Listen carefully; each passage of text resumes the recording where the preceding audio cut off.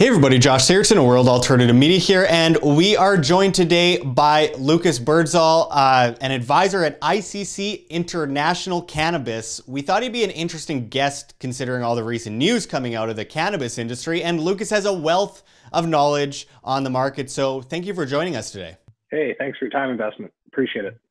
Absolutely. So now, for years, we have seen unjust restrictions by governments around the world on cannabis and hemp markets, whether it be for the purpose of monopolizing other industries or for the sake of prison industrial complex, perhaps even preventing medical benefits. There are a lot of theories with a lot of damning evidence behind them. Why do you think this industry is suddenly taking off today in 2018 after all the years cannabis has been seen as, I don't know, taboo?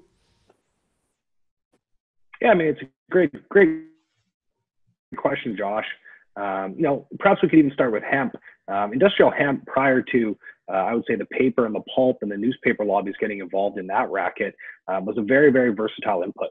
All of the U.S. Army's uniforms were made of hemp, prior to kind of World War I, World War II. You're seeing an abundance of inputs that were actually made out of industrial hemp. And at the end of the day, I think there are a few case studies presented that have depicted to the general public, as well as certain politicians and policymakers, et cetera, that have proven that industrial hemp is a worthwhile input. It's very robust, it's very versatile. And at the end of the day, I mean, I think the tides are turning, and we're going to see quite a shift in the dynamic here. When it comes to cannabis, I mean, the proof is in the pudding. You look at a state like Colorado, the amount of tax revenue they were able to generate, the increased case studies that we're seeing when it comes to pain management, anti-inflammatory, anti-anxiety. I just think we're seeing a true shift in the methodology and the ideologies pertaining to these two different inputs, cannabis and industrial hemp. Yeah, I would love for you to go a bit further into that. Can you talk about the benefits of using cannabis medicinally? Because I've known a lot of people over the years that have used it medicinally, and they swear by it. Glaucoma, even people that are going blind from similar ailments. There's so many examples. Parkinson's disease. Can you go into why this is so beneficial to so many people? Yeah, absolutely. I mean, cannabis is it's a plant in its basic form, and cannabis flower, which can be consumed, it can be smoked, can be ingested in the form of extracts, etc., has proven quite beneficial to many people that have regrettably these ailments, whether it's glaucoma, whether it's issues with pain. And you know what? We don't have the data sets yet to prove this on a scientific level. I know there's many groups of Israel, et cetera, that are working to bring this into the foray. But at the end of the day, I mean, it's seen almost as a miracle substance for many people. You can just revert to the Charlotte's Web story. This poor little girl with epilepsy, and she started taking daily doses of CBD, and they're able to actually manage it. I'm not a geneticist and I'm not a scientist, but just from reviewing case studies, et cetera, I mean, it seemed to be quite exciting and very substantial when it comes to remedying some of these ailments. And I'm a firm believer that CBD, whether it's in the form of extracts or tinctures, it's going to replace some modern day pharmaceuticals. Yeah, I mean, there's always some that will exaggerate the benefits, but there's so much that is yet to be known, and there's so much that has been proven already, and there's so much that we can base the facts on. There's so many people that swear by it and feel like their life has become abundantly better instead of using all these pharmaceuticals that people are prescribed at mass throughout the United States, Canada, and elsewhere. So I wanted you to go into some of the serious advantages when it comes to the cannabis market over the next few years, because there appears to be a big door that's opening up. Absolutely. I mean, this is an industry in its infancy, Josh. In the 1800s, we saw the gold rush. People were going to the Klondike, they were going to California, they were going to the Yukon, and they were looking for gold. And right now we're experiencing what we like to call is the green rush. If you look at Canada, October 17th, we celebrated the legalization of cannabis consumption as well as cultivation on a federal level. That's both medical and recreational. Up in Canada here, you're able to purchase some cannabis discounts, but regrettably, these assets are at quite a premium when you compare it to the United States of America, or if you compare it to, say, international jurisdictions. We believe that the next great frontier for cannabis cultivation, for cannabis extraction, is going to be the international realm. We're in five different countries across 3 different continents. We hold cultivation licenses both in the cannabis and the CBD industrial hemp realm. And at the end of the day, I mean, this is quite exciting. We're looking to plant the ICC International Cannabis Corp flag in as many different countries as we can. Yeah, and I mean, there are obviously, for good reason, there's a lot of complaints about what's going on in Canada right now, a lot of restrictions, and of course, there's already being raids on a lot of businesses, and there's a lot to be said there, and we could go into that all day, but I think there are so many great options around the world, and that's why I want to go into ICC with you. Can you talk a bit about ICC, and can you explain the company and the mission driving it? Absolutely. So ICC, in a nutshell, our mission, our vision is to become the world's first vertically integrated pure cannabis play. What does that mean? It means we want to participate in every link of the cannabis ecosystem, whether it's purchasing and selling hydroponic systems and lights, whether it's supplying fertilizer for cannabis cultivation and grows, whether it's actually cultivating, harvesting both cannabis and industrial hemp.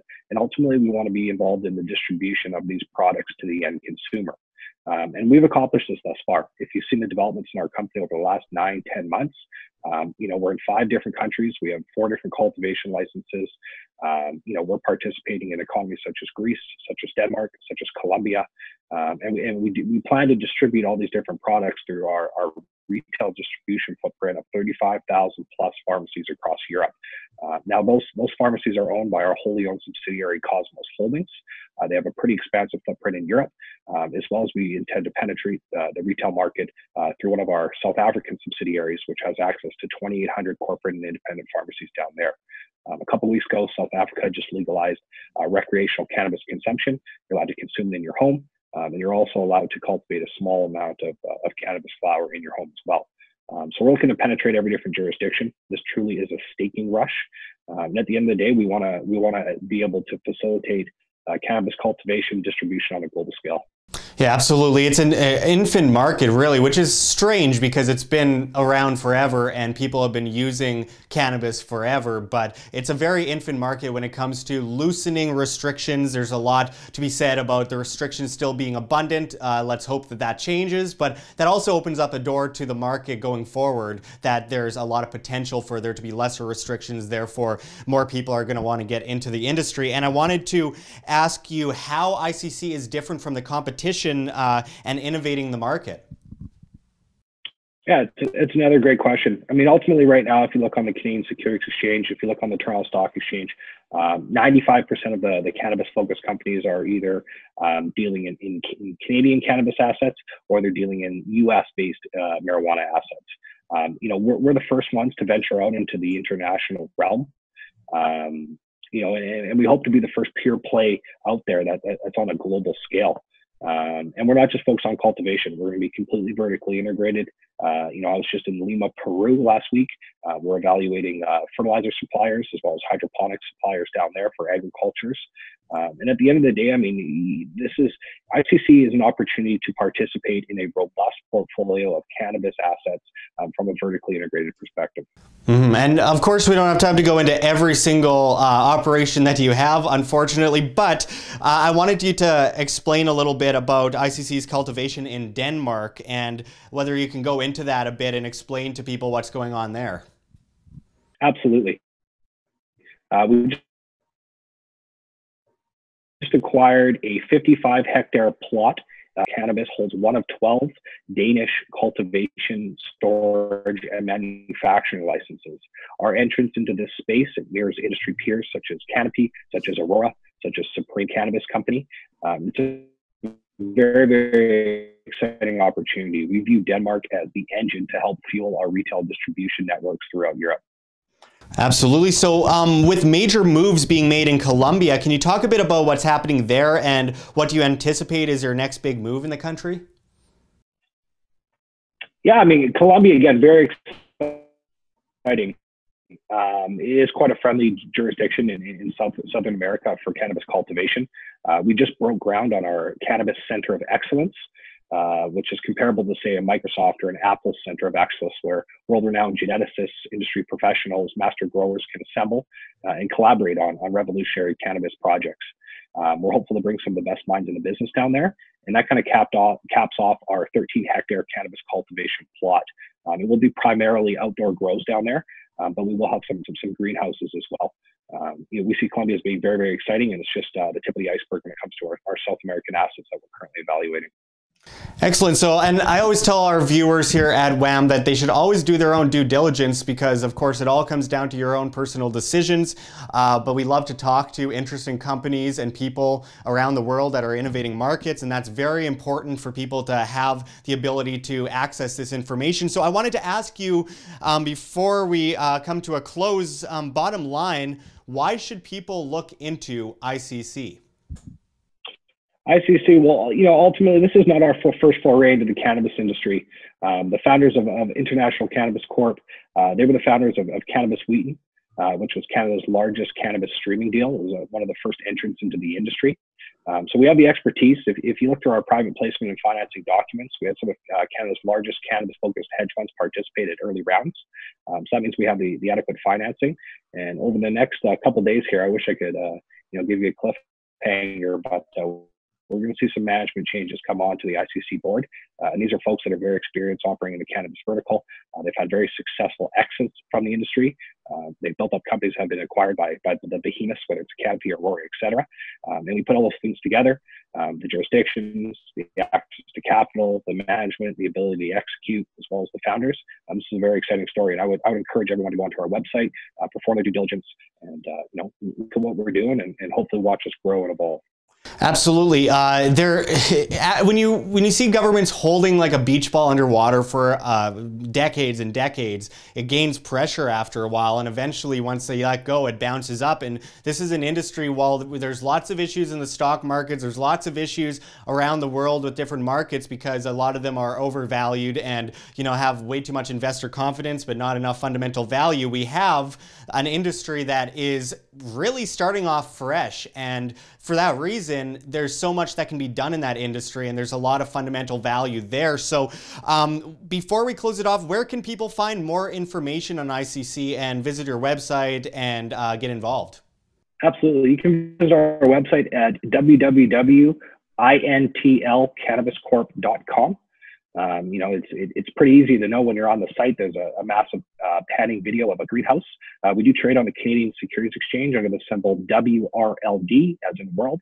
We're available down south over the counter under the symbol KNHBF, and we complete the trial listing with a Frankfurt, Germany exchange.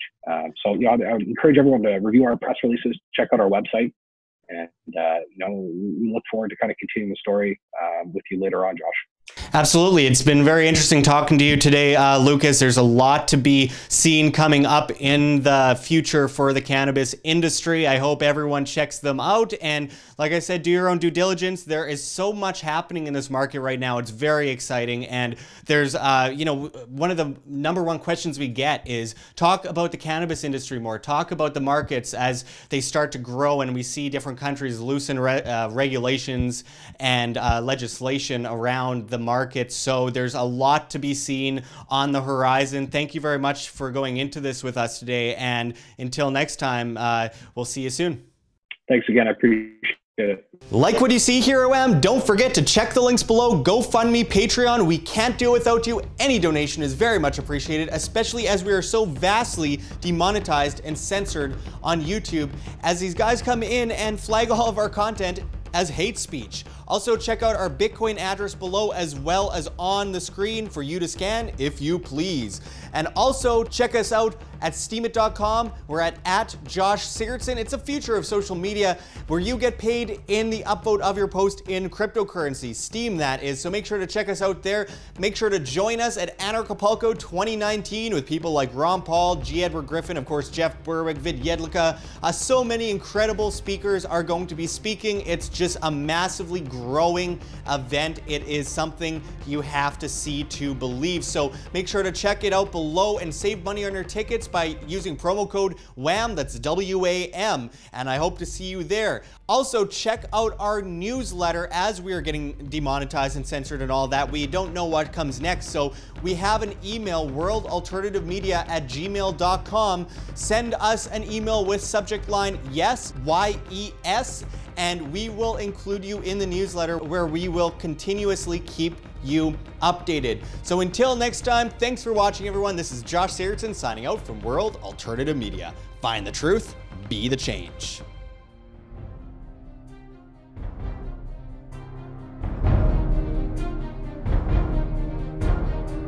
I'm sure you have already changed people's minds in your young age because you're involved, and I like that.